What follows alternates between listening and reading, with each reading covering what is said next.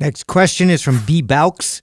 What is the best way to approach training obese clients? Yeah, okay, so obese clients. So we're talking about people who are in that kind of clinically obese, which, by the way, now is a pretty big percentage of the population now. But when you're training someone like this, consider that the psychological piece is far more important than the mechanisms that are involved with weight loss. Okay, so obviously we know if they ate less and they moved more and they exercised that they would lose weight. That's obvious, but it's not even close to that easy. Okay, you're dealing with someone who you have to completely get them to change their relationship to food. They have to change their relationship to exercise and how they are with their own body. That takes some time. So one of the first things I like to do is I incorporate strength training, and I tell them they're not going to lose any weight for at least a couple months. So for the first 2 months, we're not going to lose any weight. My goal with you is to strengthen your body and get your metabolism to speed up a little bit. And I know if you get stronger and your weight doesn't change, then we probably have lost some fat and gained some muscle.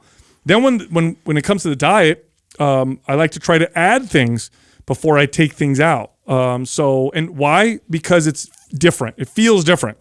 Feels different to somebody to say, don't eat these anymore, versus, hey, look, don't change anything else. Just make sure that you eat 130 grams of protein every day. So make sure that you hit that first. If you hit that, I don't care about anything else. But through doing that that'll get them to naturally want to eat a little less anyway because of the satiety effects, for example, of protein.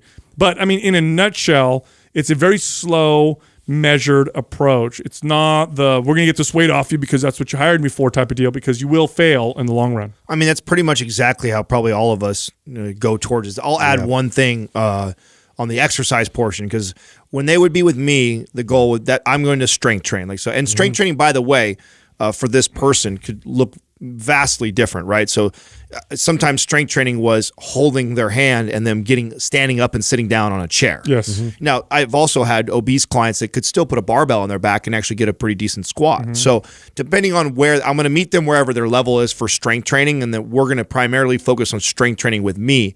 Then this is where, and I think I brought this up a long time ago on the show, I used to get these colored dots.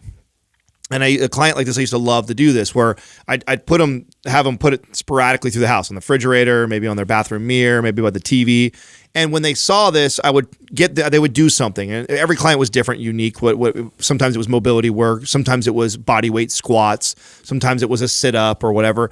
But I'd have like little things that are just 10 sets or 10 reps of something, just to keep them moving and trying to implement just more movement in their day. Like a little reminder. Yeah, just a little reminder. When you see that dot, go do this. If you see that dot, go do that. Or, encouraging them to walk more and move more. Normally, people that are in this obese category, depending on how far we're talking, like if we're going all the way to morbidly obese, they're extremely sedentary. And so I just want to find little ways that I can create more, and not extreme ways, not Biggest Loser style, not let's go to boot camp and get the ropes out and do crazy shit. No, things that I know that they'll continue on forever, just saying, hey, this is what you'd normally do at this time. Let's add this. Yeah. I love that. I completely did the same thing, but I didn't have like a system like that, which I think that's really smart. It was always just like what they could do, after the shower, what they could do while they have the TV on instead of sitting down. Just trying to address a lot of like normal tendencies and patterns that, they usually are doing, or like they're going out to get food, or like what that looks like, how they could, get more involved when actually making it at home. And so I spent a lot more time actually going to the grocery stores with them and walking through and, really like figuring out like what type of decisions they were making, and then how we could just, modify one thing within that same mindset. So, yeah, you have to appreciate that what you're asking the person to do is to change their life. This is not I don't mean that in the lightest at all, right? The reason why somebody's obese is because of their life. That's just not the time they spend with you. That's everything, right? It's just how they are in the way that they live. You're asking this person to completely change that. That's what it would require for them to go from obese to lean. And so this is no small task. Anybody watching this right now, change your life completely and then make it stick forever. Yeah. That's a very difficult thing to do. I don't care what it is you're asking yourself to do. So this is a very slow process. You need to appreciate it. And then I want to go back to the what we've talked about with resistance training in regards to obese individuals. There's this myth that obese individuals have a lot of muscle and that they just need to do cardio. I don't need to get bigger. Look how big I am. Lift weights. No. Studies are clear on this. Obese individuals have low muscle mass. They actually have very little muscle. They're actually underneath frail. In fact, osteopenia, bone loss, is more common in the obese, even though they're heavy.